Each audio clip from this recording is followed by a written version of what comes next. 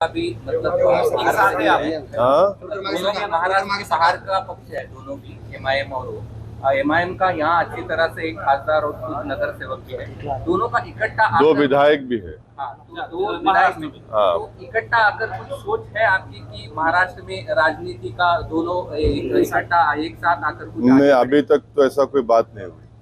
Sir, America दौरे पर आपका क्या? हाँ, प्रधानमंत्री अमेरिका गए। हम भी चाहते हैं कि भारत और अमेरिका के ताल्लुकात में और अच्छा और मजबूत हों, अच्छे हों, और भारत अमेरिका के ताल्लुकात में बेहतरी के लिए H1 जो हमारे वीज़ा है स्टूडेंट का वो ज़्यादा रुका हुआ है, वो जल्दी हल हो। और वहाँ पर जो प्रधानमंत्री हैं, तो अमेरिका के एक एक्स प्रेसिडेंट ने एक टीवी को इंटरव्यू देते हुए कहा, ओबामा ने, कि भारत में अल्पसंख्यक समाज मुसलमानों का जिस तरीके से उनको टारगेट किया जा रहा है वो भारत के हित में नहीं है, इससे भारत को नुकसान होगा।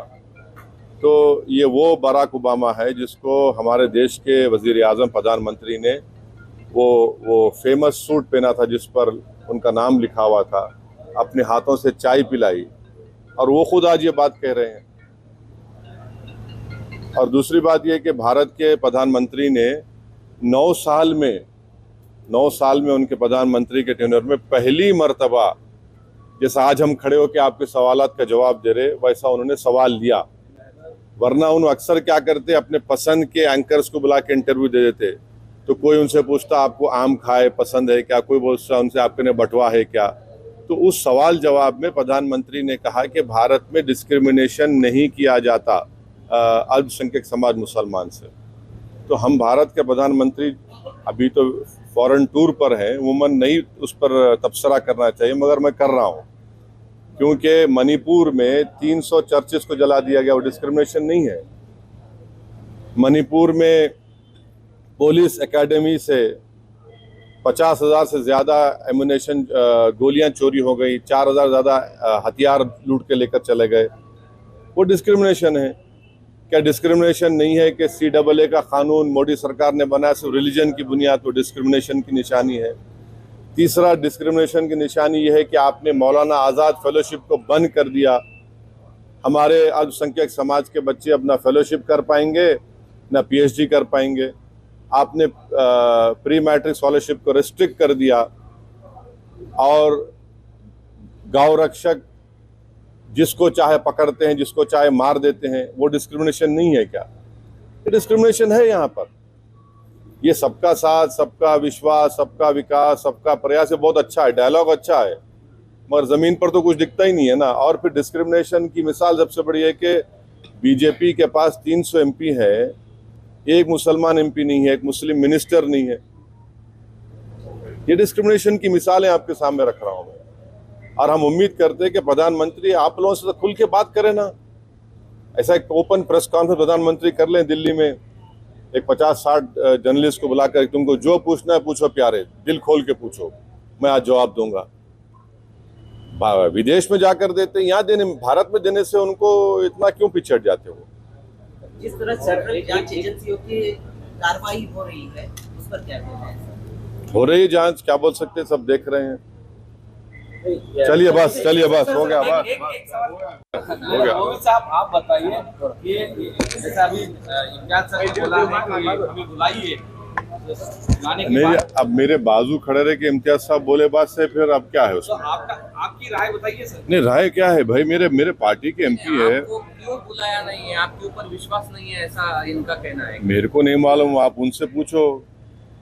आपको अपेक्षाएं थी उन्होंने बुलाने की? नहीं, मेरे को नहीं मालूम क्यों नहीं बुलाया या बुलाएंगे, मेरे को नहीं मालूम। और जब इम्तियाज साहब जो बात रखे हैं वो बात सीरियस है ना। सर, आपका और महागठबंधन का एक ही मंशा है, मोदी गवर्नमेंट को हराना, तो आप क्यों नहीं जाके क्यों नहीं जाके क्यों रुजू नहीं हो सकते? ये दोनों का मंशा तो एक ही है ना, मकसद एक ही है ना। अब ये बताइए, प्यासा कुएं का नहीं आता या कुआं प्यासे के पास आता? सभी तो पैसे ही है ना।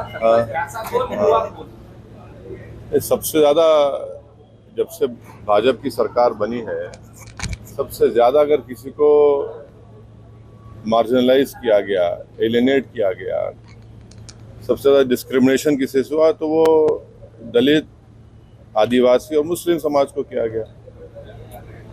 तो आप इसको भी तो देखो। आप आज सबसे ज़्यादा अगर मॉब लिंचिंग होती है, सबसे ज़्यादा अगर किसी के घर तोड़े जाते हैं, झूठे इल्ज़ामात में किसी को उठा दिया जाता है, तो कौन है ये लोग? ये इसी समाज के लोग हैं पूरे।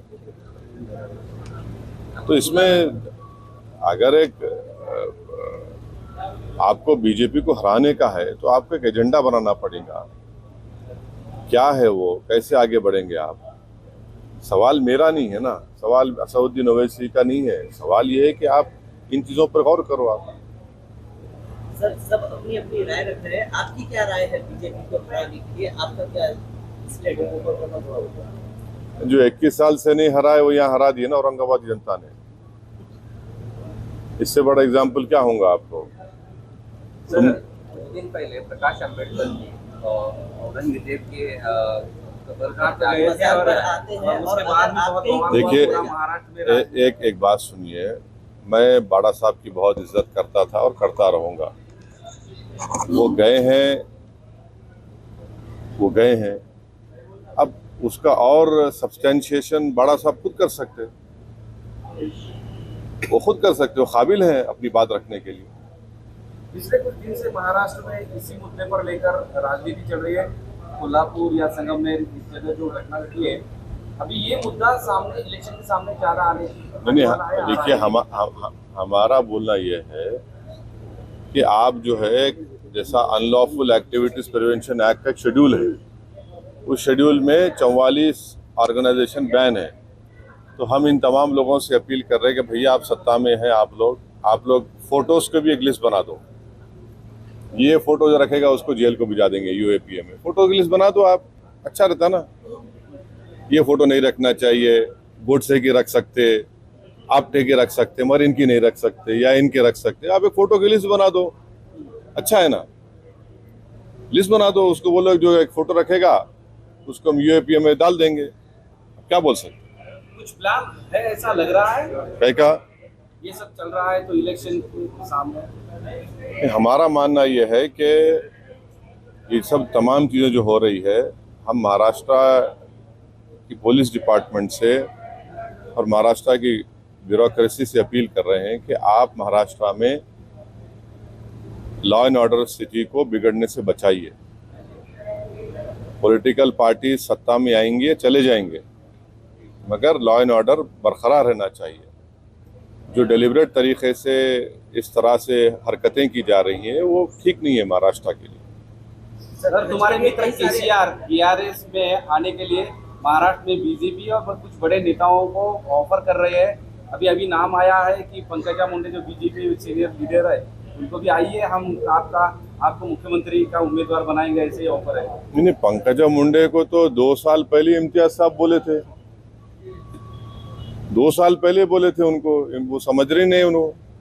2 साल पहले इम्तियाज साहब जो है, अब बाज लोग जो है हवा को सूंघ के बोलते बारिश हो रही।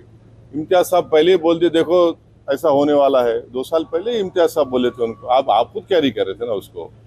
अब वो उनको सोचना चाहिए। अब कोई भी अपनी पार्टी को आगे, ये तो उनका डेमोक्रेटिक राइट है।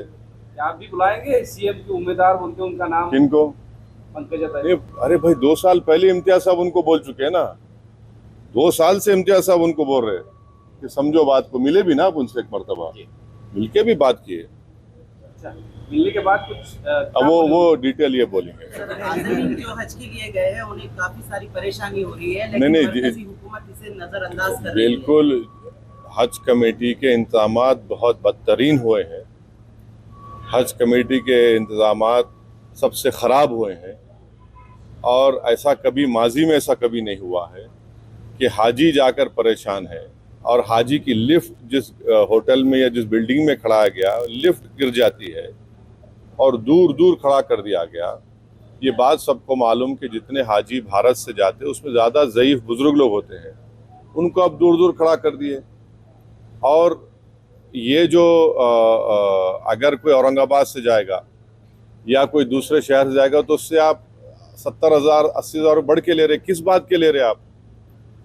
क्यों ले रहे आप तो बड़ा बात करे कि वो हम पैसे कम, कहाँ पैसे कम कर दिया आप तो, ये तो पैसे इजाफा कर दिया उसमें। और जो प्राइवेट हज ऑपरेटर्स है उनको कोर्ट को जाना पड़ा, कोर्ट को जाकर जा रहे हैं वो लोग। तो इस साल बहुत ही गलत इंतजाम हुआ। हम तो इस मोदी सरकार से अपील करते हैं कि इसका जायजा लें, ये क्यों हुआ, ये हज का इंतजाम इतना खराब क्यों हुआ, बदबता प्रोब होनी चाहिए इसके ऊपर। अभी आखिरी नहीं, इस पे इम्तियाज साहब बोलेंगे, वो बोलेंगे फिर मैं वो बोलेंगे फिर बोलता हूँ। सुनो, मैं कल की मीटिंग में ही नहीं बोला है। देखिए, अगर भारतीय जनता पार्टी को इस देश के अंदर हराना है और तो हम समझते हैं कि कल जितने भी लोग वहाँ पर इकट्ठा हुए थे, जितने भी नेता वहाँ पे इकट्ठा हुए थे, उनसे ज़्यादा अगर कोई भारतीय जनता पार्टी को इस देश के अंदर हराना चाहता है तो वो मजलिस इत्तेहादुल मुस्लिमीन है। और अगर आप MIM को छोड़ के अगर कोई ऐसा एक गठबंधन बनाना चाह रहे हैं जिसके अंदर आपका लक्ष्य ये है कि बीजेपी को हराना है करके, तो कभी कामयाब नहीं होगा। तो हम तो ये चाह रहे हैं कि भारतीय जनता पार्टी को हराने के लिए आप हमें क्यों नज़रअंदाज कर रहे हैं। अगर आप ये मानते हैं, आपको मालूम है अच्छी तरीके से कि एक बहुत बड़ा तबका जो है वो बैरिस्टर असदुद्दीन अवैसी साहब को मानने वाला है, कई राज्यों के अंदर मानने वाला है, तो आप इन्हें नज़रअंदाज करके कहीं ना कहीं आप अपने उस मकसद को कमज़ोर कर रहे हैं। आप बुलाइए हमें, हम आने के लिए तैयार है। लोकशाही मराठी ऐका, पहा,